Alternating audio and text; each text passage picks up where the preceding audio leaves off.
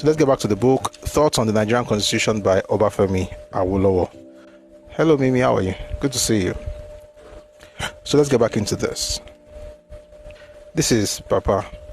Many federalists run away from the linguistic formula.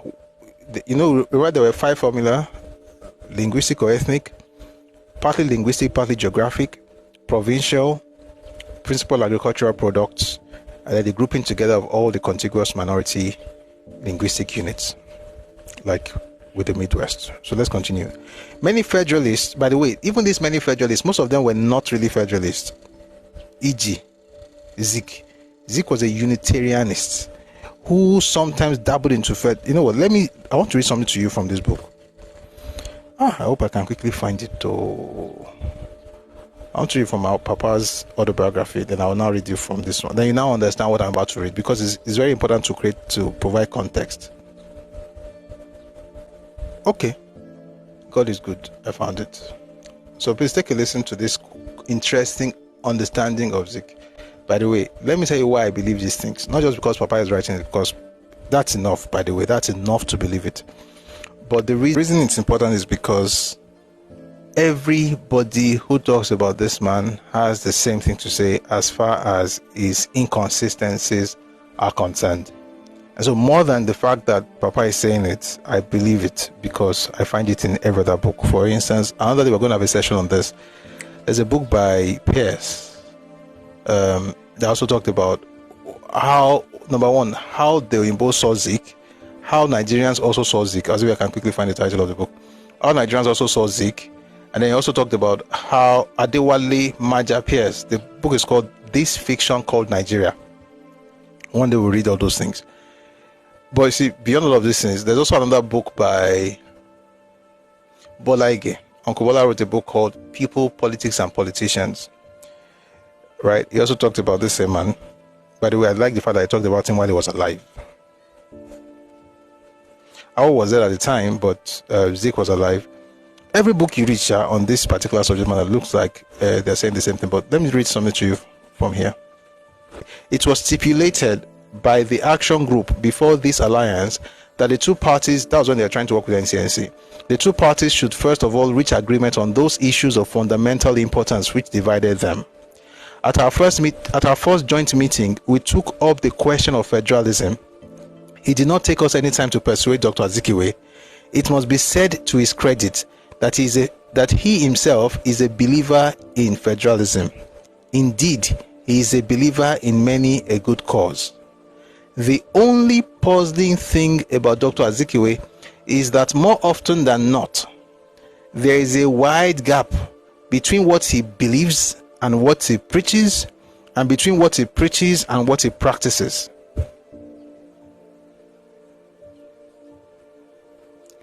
In any case, although the alliance was short-lived, it did help to settle to my satisfaction some of the burning issues of the time. In regard to one of them, Dr. Azikiwe declared at the 1953 Constitutional Conference that federalism is imperative. Having heard that, now let's go back to this book. Many federalists run away from the linguistic formula. I'm trying not to dwell on the fact that there's a huge gap between what Azikiwe believes and what he preaches. There's another huge gap between what he preaches and what he practices. The consistency of his inconsistency is seen in every material about that era, and how he treated his own concept of ideology in Nigerian's political space. Many federalists run away from the linguistic formula and embrace other formula, partly because of the difficulties which the application of the former involves, and partly because of the opprobrious charges of regionalism and tribalism, which the espousal of this formula earns for them from their opponents. Presently, we will deal with the difficulties which the linguistic principle imports. Don't worry, with all this Turenchi, I'll go explain everything where we read there. Presently, we will deal with the difficulties which the linguistic principle imports. But meanwhile, we would like to dispose of the charges of regionalism and tribalism, which over the years have been persistently leveled at the federalists. Now, listen. These charges of tribalism and regionalism that some people's fathers leveled against Papa and his people in 1966, from 1950s to 1966 and all of that, is what they see leveled against us today. I just want to tell you, if you're a Yoruba person, they call you tribalist, own it. Don't even try to explain. Oh, this is what it means. Don't mind, don't bother, just own it. Why? Because the person who is saying it is saying something different from his own definition of tribalism and bigotry. Tribalism and regionalism is bigotry. He knows that he's gaslighting you. The question is if you're going to allow him. He knows he's lying. He knows it's worse than anything he's even describing. So let me read to you what Papa called tribalism. As derogatory epithets, regionalism and tribalism mean, in our own understanding, number one, morbid adherence or loyalty to one's region or tribe to the exclusion, prejudice, and detriment of other regions or tribes. Number two, discriminatory practices designed to favor one's region or tribe at the expense of or to the prejudice or detriment of the other regions or tribes. Number three, inciting one's region or tribe against the other regions or tribes. And number four, exploiting one's popularity or standing in one's region or tribe for unworthy ends. Please, who is Papa? Oh, sorry, maybe you're joining us for the first time. Chief Papa from all I don't have to apologize. I call him Papa, so sorry if you're just joining us. I'm talking about Awo. Where was I? If you know, many people have asked me that question, even in real life. Or tribe to the exclusion of other people and to the detriment of other regions or tribes in Nigeria. Where does that thing happen? Number two, discriminatory practices towards other people designed to favor your region at the expense of or to the prejudice or detriment of other regions. Who practices that thing in Nigeria? Number three, who incites their region or tribe against the other regions or tribes? Number four, who exploits one's popularity, their own popularity or standing in their region or tribe for unworthy ends?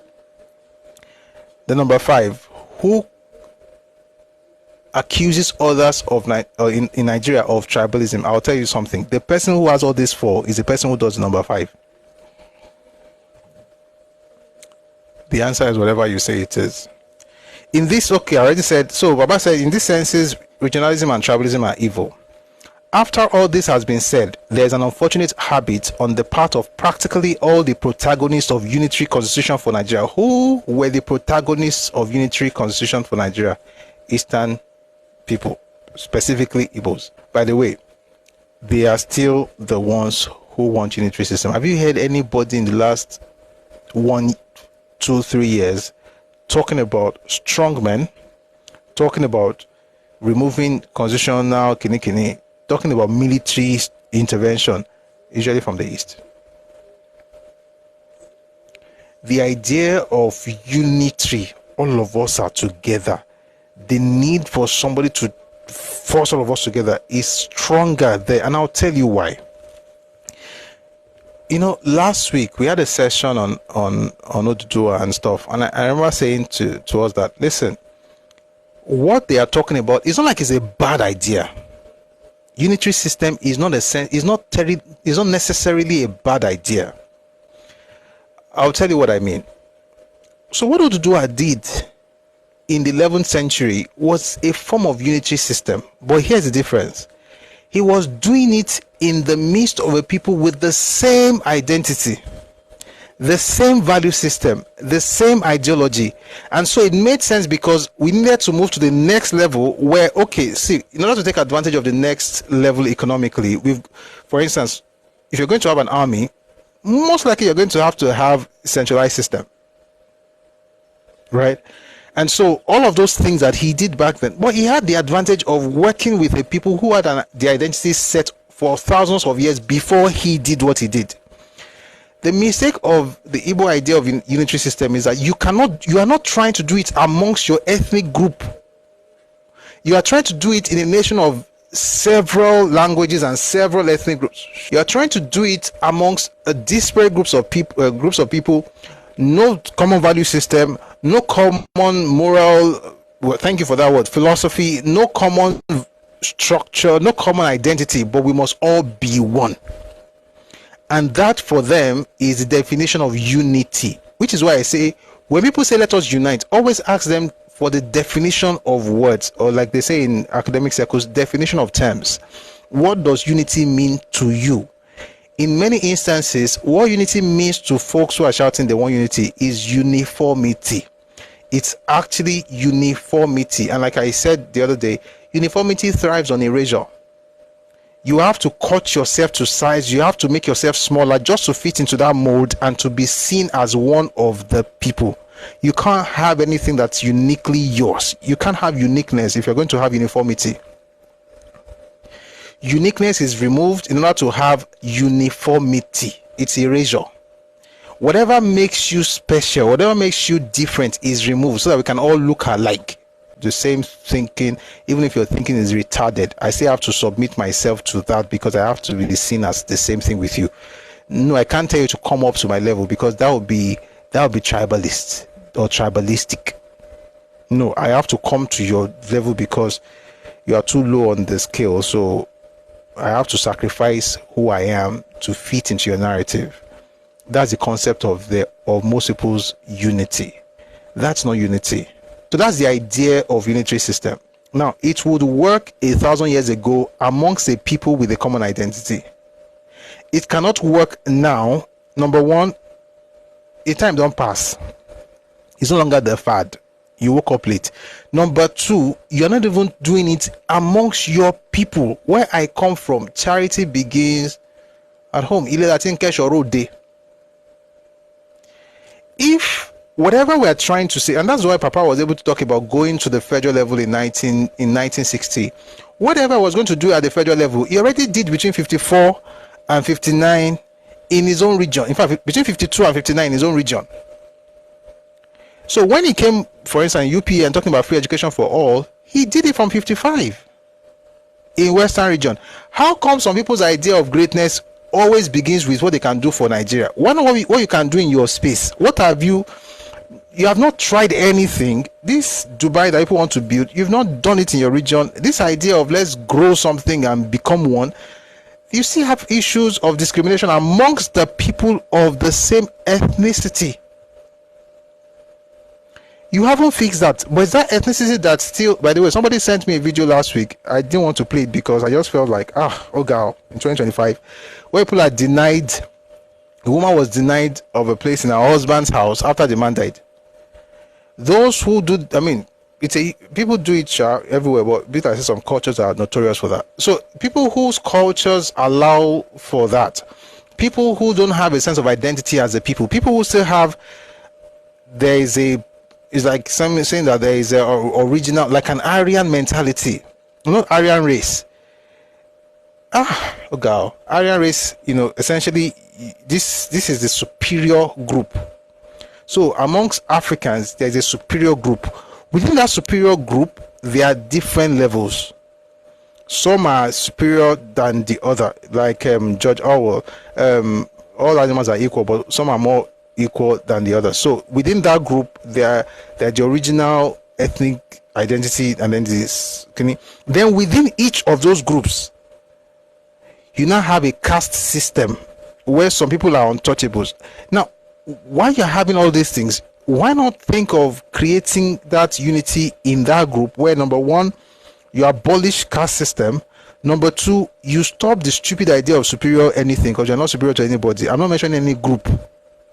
So if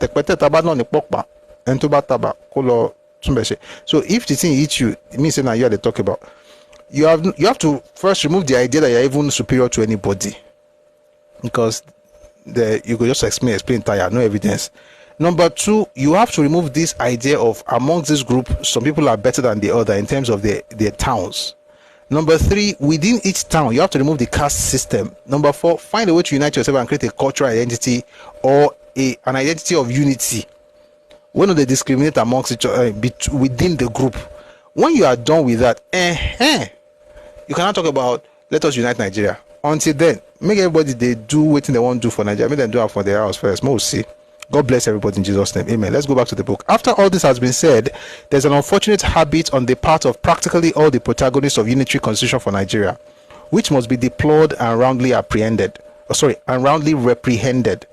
They always apply regionalism and tribalism in the derogatory senses, which we have just defined. to advocacy for federalism per se and the consequent demand for the organization of the country into states. To them, every federalist is a regionalist in the derogatory sense, and anyone who advocates the organization of the country into states on linguistic basis is dubbed a tribalist. To apply regionalism and tribalism in this way, that is, in the derogatory senses, is, in our candid opinion, an enormous misuse of words. It is indeed an aberration conceived by unrestrained emotion and born of blind passion. In all their writings and utterances, there is paradoxically a combined display of ignorance, cant, play mischief, and a sense of superior patriotism. What do they call them these days? Emergency lovers of Nigeria. Are you not paying that people are dying? People are hungry. Feed them. You will think that you're not in Nigeria, no. Our GDP, China went to China, they will go everywhere, destroy everything, whether it's in the US or in Indonesia. Every time they speak about Nigeria, they make it deplorable. They make it look like a place meant for lepers. But they are the most patriotic. The emergency lovers of Nigeria. The ones you are seeing right now are the descendants. The ancestors lived a while back and nothing has changed. So he says, in their writings and utterances, there is paradoxically a combined display of ignorance, cant, plain mischief, and a sense of superior patriotism on the part of the Unitarians, which in the interest of the fatherland must be kept firmly in check. If federalism means regionalism in the derogatory senses, in other words, federalism means that you're a bad person, you don't want any other group, you're a tribalist, you're a bigot. If federalism means regionalism in the derogatory senses, and if the organization of a multilingual country into states on a linguistic basis is tantamount to tribalism in the opprobrious senses, then all the great and immortal leaders, dead or alive, of some of the most advanced countries of the world with federal constitutions and with constituent states organized on linguistic basis must be condemned and denounced as irredeemable regionalists and tribalists in respect of their own countries, and as the odious harbingers and exemplars of regionalism and tribalism for other countries. By this reasoning, George Washington, Vladimir Lenin, Jawaharlal Nehru, Mao Zedong, and Joseph Tito, to name only 5, must bear the permanent stigma of being regionalists and tribalists of the worst order. What is this trying to say? He's saying that if people talk about having states based on ethnicity and linguistics, in other words, Yoruba state, Yoruba people. By the way, what happened this last week is not even about Yoruba people, it's about Yoruba people having a say in their own land, how they want to be governed. People have issues with that. But what Papa was saying, this is why I tell people that when you say you are looking for regionalism and federal system, remember that Papa's idea was not just based on geography, it was based on linguistics and ethnicity. And he's saying that those who speak against that idea of having linguistic states, of having a Yoruba state, of having an Igbo state, those who think that if I say that I am a tribalist, they're going to have to say the same thing to George Washington, to Vladimir Lenin, to Jawaharlal Nehru, Mao Zedong. They have to say the same thing to Tito. Everybody is a tribalist. You know why? Because majority of the advanced countries we talk about today are actually structured along linguistic and ethnic lines. As a matter of fact, if you read the autobiography of Papa, you will discover that majority of the things that he formed as his opinion in terms of federalism and ethnic groupings were based on things that were done in the 1920s in India. And that's actually the most sensible way of organizing a multi-ethnic space like Nigeria, where every ethnic group is seen as a nation. The only difference is that you don't have sovereignty. Nigeria is a sovereign space. You see, if we have this in Nigeria, all this secession thing will probably reduce. Which is why I like the new move for regionalism that everybody is saying. But I'm just trying to put this out there so that all of us actually understand what it means to have regionalism. It's not just west, south, north, west, north, east, north, south, north, kiniko. It's not just about geography and wind veins. It's actually about something deeper. a common identity, common language, common culture, common philosophy, value system is the same. That is the basis of state creation from Papa's own perspective. And he's saying, listen, it's not even new. If you are blaming Papa in 66 for being a tribalist, you're going to have to go all the way back to the United States and blame George Washington.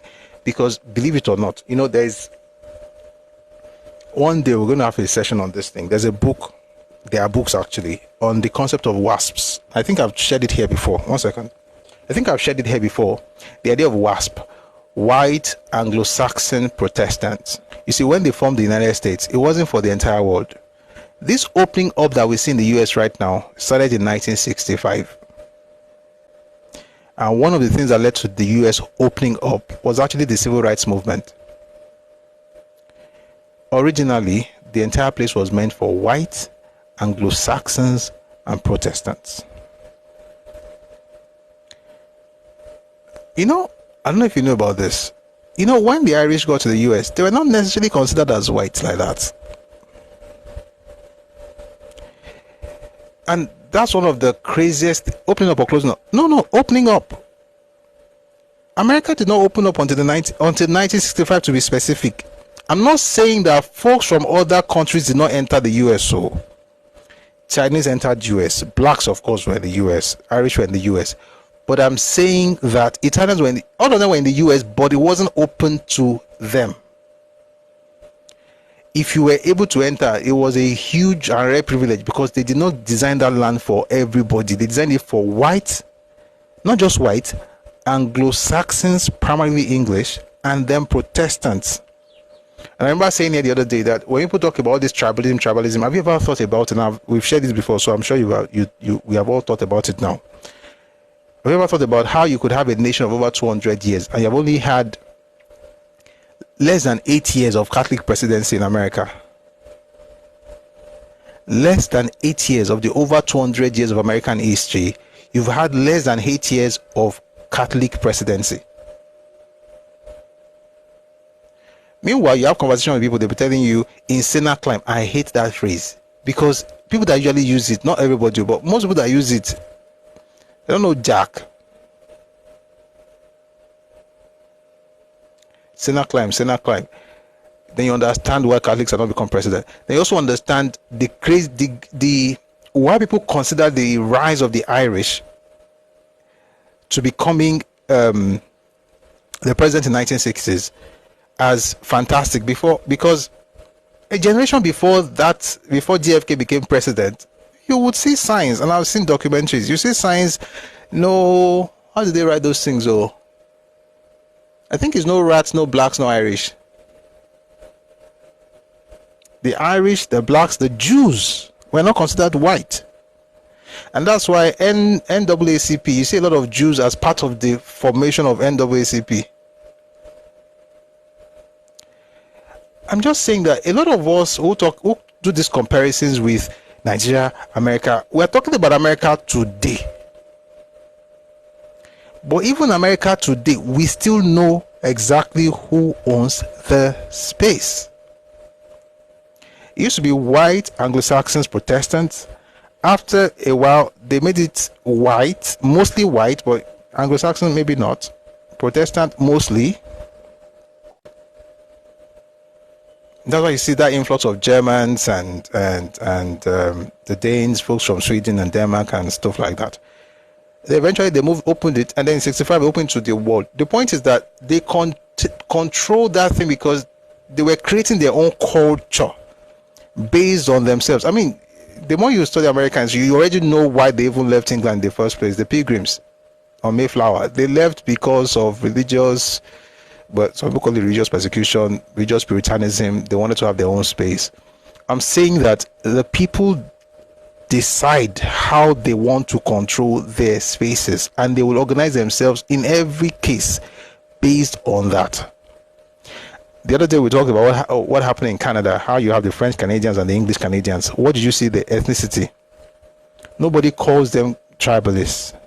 Nobody goes to Quebec and say, all of you, why must we speak French? Why must we speak French? English is an international language. Nobody says that nonsense. It's only in Nigeria you hear that Lagos is cosmopolitan, as if now you cause people say make they don't get cosmopolitan area for where they come from. Canada is cosmopolitan. So somebody says the whites run the show. Yes, sir. And if we don't like it, they'll just tell you, you can always go back home. Why? It's their land. It's their land. I mean, it's not fair, but life is not fair. It is what it is. So he says here, so Papa is saying, by the way, again, Papa is Chief Awolowo. Chief Awolowo is saying, if you are claiming that all of us who are talking about regionalism based on ethnicity and linguistics, if you are claiming that we are all tribalists, then you have to also agree that George Washington, Vladimir Lenin, Jawaharlal Nehru, Mao Zedong, and Joseph Tito are all tribalists. And he says they must all bear the permanent stigma of being regionalists and tribalists of the worst order. But it must be generally agreed that anyone who dares to accuse these great and famous men of regionalism and tribalism in the senses in which they are used in Nigeria would instantly expose his sanity to very grave doubts. In other words, in books, journals, newspapers, and on the radio, many otherwise knowledgeable people, Nigerians and non-Nigerians alike, use the word tribe in reference to the Igbo, Yoruba, Hausa, Ibibio, Edo, or Tiv people, for instance. Some Nigerian anthropologists and ethnographers who have a duty to enlighten the public on the matter have themselves, for reasons of partisan or is it tribal politics or allegiance, and in astonishing and shameless betrayal of academic mores, lent their support to this monstrous misuse of the word tribe. Fortunately, one does not need to be an anthropologist or ethnographer to be able to assert categorically and confidently that the Hausas, Yorubas, Igbos, and other linguistic groups in Nigeria are not tribes. There is more than enough of empirical evidence on the point. Remember last week, so we stopped here last week to discuss, different groups in Yoruba land, Yoruba, Ijesha, Ekiti, but we're not going to do that today, at least for now. Who in his senses, in and outside Britain, Canada, India, and the USSR, to confine ourselves to only 4 countries, has ever dared or will ever dare to refer seriously to the English, Scottish, Welsh, French Canadian, English Canadian, Telugu, Bengali, Ukrainian, and Tatar peoples as tribes? Of course none. Instead, the British and their government speak of the Scottish nation, the Welsh nation, and not of Scottish or Welsh tribe, or of Scottish or Welsh tribalists. What is true of the prevailing usage in Britain in these matters is a fortiori true of the usage in the USSR, Canada, and India.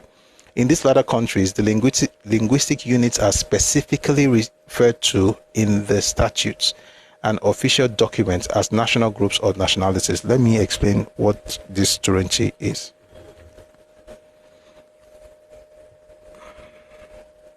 If you ask me today, what's my nationality, and I say Yoruba, you are most likely going to fight me. But when you fill forms in the UK, let me even say one funny thing. The UK itself recognizes Scotland as a nation. They know they are, even now, if you Google right now, like I said last week, but in case you were not here last week, if you Google right now, how many nations are in the UK? Humor me. Assume I'm probably lying. Of course I'm not, but just assume. Just look for it. How many nations, or right, how many countries are in the UK?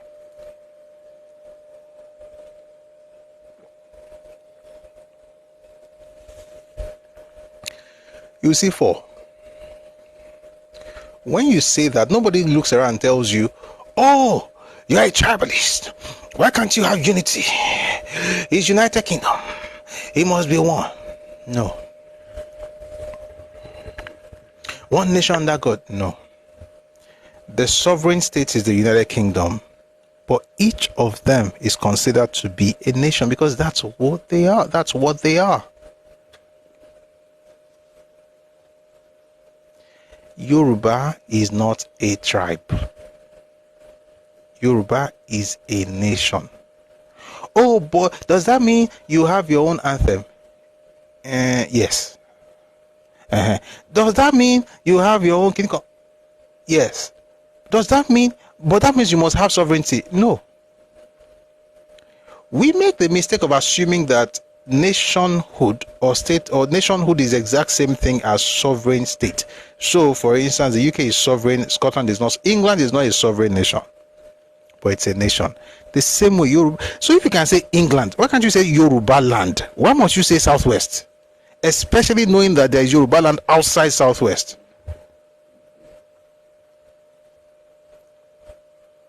Why can't I say Yoruba land? Why can't I say Igbo land or Hausa land or Kanuri land or TV land or Idoma land? Why must I use kola nut and cassava?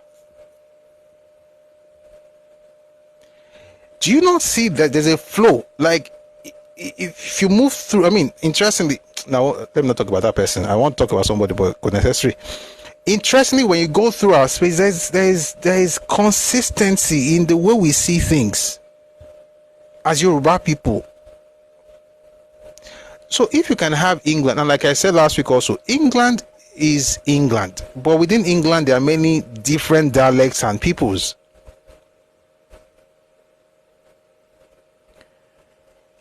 The Mancunian, for instance, the folks from Manchester, he speaks English, but the English no sound like the one we go here for London, or the RP, the received pronunciation that we all speak, that the Queen speaks, or you hear on BBC. That's not what you're going to hear in Manchester. It's a bit different from what you're going to hear in Liverpool. There are different dialects of the same language. It's the same way Ijesha is a dialect of Yoruba language, and so is Ijebu. They are not different languages, they are different dialects of the same language. But the Scots have their own separate language because they're a different people group. The Welsh, same thing.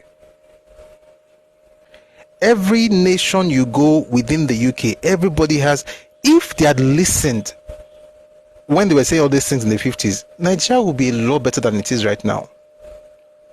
But is this, oh, we must unite? That's not unity. You are killing yourselves. It's not natural. It's not natural. Oh, we must be together, forget the language, we are one. Is UK not one? Are they fighting? Are they fighting? They're not fighting, but everybody knows, say, okay, Scotland do now one space for your own. They fit the time what they want to. And I've said it here before. If you're a Scots person or you're Scottish and you are in Scotland, going to school in Scotland, you will not pay school fees. If you're Irish or you're Welsh or you're English and you want to go to school in that same place, you pay almost £10,000. Are they being bigoted or tribalistic? No, they're taking care of their own children because they have a duty to their own first. If you're Irish and you school in Belfast, or you're from Northern Ireland, you school in Belfast, you pay about 4,000 plus. If you are Scottish that you go to Ireland to go to school, you will pay 9,690 or so, almost £10,000. Nobody shouts, oh, it's bigotry. Oh, it's bigotry. It's not bigotry. Everybody can do what they want to do, and you can say, for instance, in Scotland now they are fighting over, they are really trying to preserve Gaelic, and everybody's talking about the language. They have to preserve the language if they like. That's what they want to speak. Can't go and tell them, but we are all one. What I'm trying to explain is that all these things do not mean that we are not united. Canada is united. The French-speaking part, they do what they want to do. The English-speaking part, they do what they want to do. It's in Nigeria. Thanks for the gift. It's in Nigeria that somebody will send letter from across the Niger to Lagos State government threatening Lagos State for introducing Yoruba language in their schools. Meanwhile, they celebrate Abia State for introducing Igbo, even though there are Ibibio people in Abia State. But if you are Yoruba, to speak Yoruba I saw a video over the weekend. It's one of the most stupid things I've seen in 2025. An educated person, they asked him, who is the most tribalistic group in Nigeria? He said Yoruba. I said, oh, okay. Thank you for the, what's it called? compliment. Okay, why do you say they are tribalistic? So I was waiting for something really good. You know what they said? He said because if you are speaking to them and they see each other, they will be speaking their language. Eh? That's what makes me tribalist. We'll be tribalist forever at this rate. No. Because let me tell you something. Me, I went to school in Ife. See, when I went to school there, if for instance you go to the Senate building and you want to, if you want to do anything and you start like me now, Adebusui, what did Adebusui in there? Good afternoon, ma'am. I'd like you to help me do this. I'd like you to help me send this document. They'll be like, Adebusui Kolokwen. Get the answer. You don't even bother speaking English in that place, unless, of course, they see you that, oh, you are not Yoruba, so they will speak Yoruba to you. Sorry, they will speak English language to you. But as a Yoruba person, why on earth?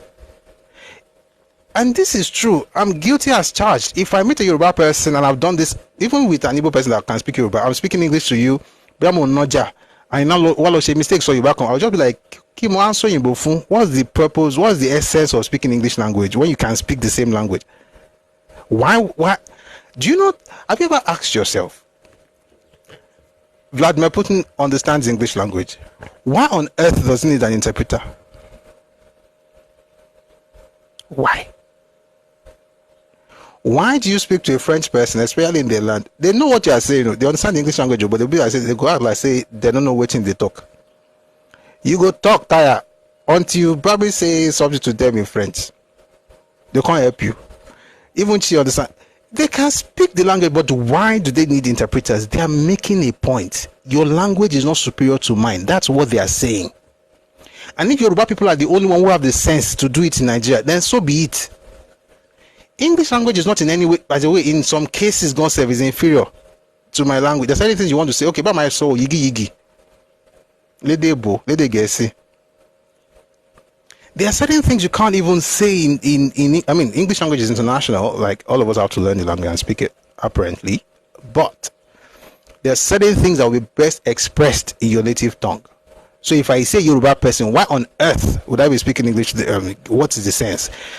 But that to that clown is the definition of tribalism. Oh boy, if that's the definition, we'll be tribalistic for life, because my children will do the exact same thing. So the definition of I'm not a tribalist is that every time I want to speak is English, even to my own people. But that's the definition of. But where were we? We're talking about the idea of tribes.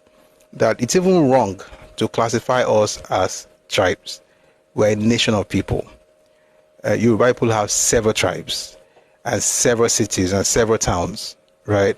And the concept of city-states, for instance, for us, goes way back. Excuse me. The concept of city-states for us goes way back. We've been organizing ourselves in that structure.